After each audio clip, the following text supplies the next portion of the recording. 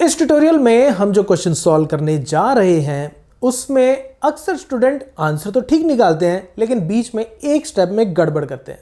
और वो क्या गड़बड़ है वो मैं इस ट्यूटोरियल में आपको बताऊंगा। पहले हम क्वेश्चन को समझ लेते हैं और फिर हम इसको सॉल्व करते हैं।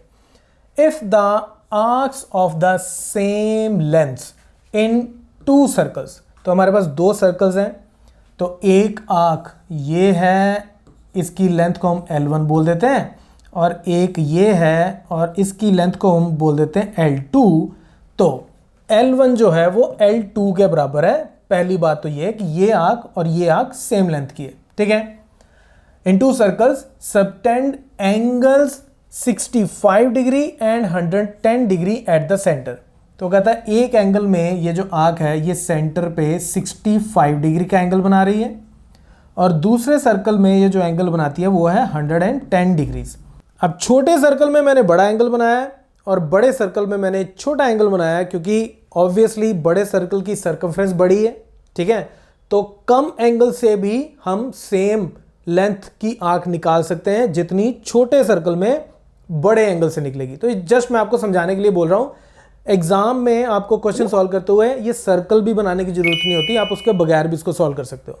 अब हमें करना क्या है, find the ratio of the radii. तो अगर इसके रेडियस को मैं R1 बोल दूं और इसको बोल देता हूं R2, तो मुझे R1:R2 ये जो रेशियो है ये मुझे फाइंड आउट करनी है, दैट्स इट। तो देखो बड़ा सिंपल सा है। सबसे पहले इसको मैं बोल देता हूं से θ1, ये मुझे गिवन है 65 डिग्री। इसमें θ2 ये मुझे गिवन है 110 डिग्रीज। अब मुझे पता है कि मुझे फॉर्मूला यूज करना है θ L/R का, ये मुझे पता है, ठीक है। लेकिन थीटा इसमें जब यूज करते हैं वो रेडियंस में होता है, तो यहीं पे ही स्टूडेंट एक गलती करते हैं, वो इसको 65 और 110 लेके चल पड़ते हैं। आंसर ठीक आ जाता है लेकिन वो गलत होता है। तो हमें करना क्या है, इसको पहले रेडियंस में कन्वर्ट करेंगे, 65 इंटू π/180। इसको सॉल्व करने की जरूरत नहीं है, ऐसे ही छोड़ दो क्योंकि आगे जाके ये कट जाएगा। तो θ2 आ जाएगा 110 इंटू π/180, ठीक है। अब हम ये फॉर्मूला लगाते हैं। तो पहले सर्कल के लिए हो जाएगा θ1 = L1/R1। तो यहाँ से L1 हो जाएगा मेरा θ1 इंटू R1, और यहाँ पे θ2 हो जाएगा L2/R2। तो यहाँ से L2 कितना हो जाएगा, θ2 इंटू R2।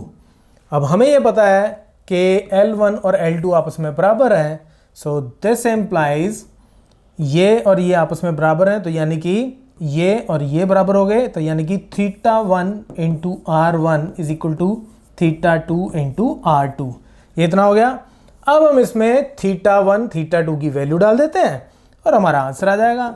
तो θ1 है 65 इंटू π/180 इंटू R1 = θ2 है 110 इंटू π/180 इंटू R2।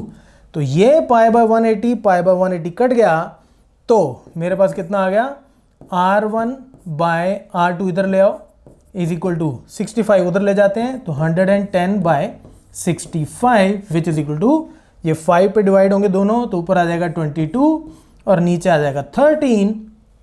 तो यानी कि R1:R2 वो कितना हो गया, 22:13, एंड दैट्स माय आंसर। तो ये आंसर अगर आप डायरेक्टली इसमें 65 और 110 लोगे तब भी आंसर यही आएगा, क्योंकि π/180 कट जाता है। लेकिन वो गलत होगा, क्योंकि इस फॉर्मूला में जब आप थीटा यूज करते हो तो वो रेडियंस में होता है, तो इसलिए आपको π/180 साथ में लिखना जरूरी होता है। Okay, so if you like this tutorial, then it's time to share it with your friends and your classmates. So that's it from this tutorial. Keep watching Mathemafia.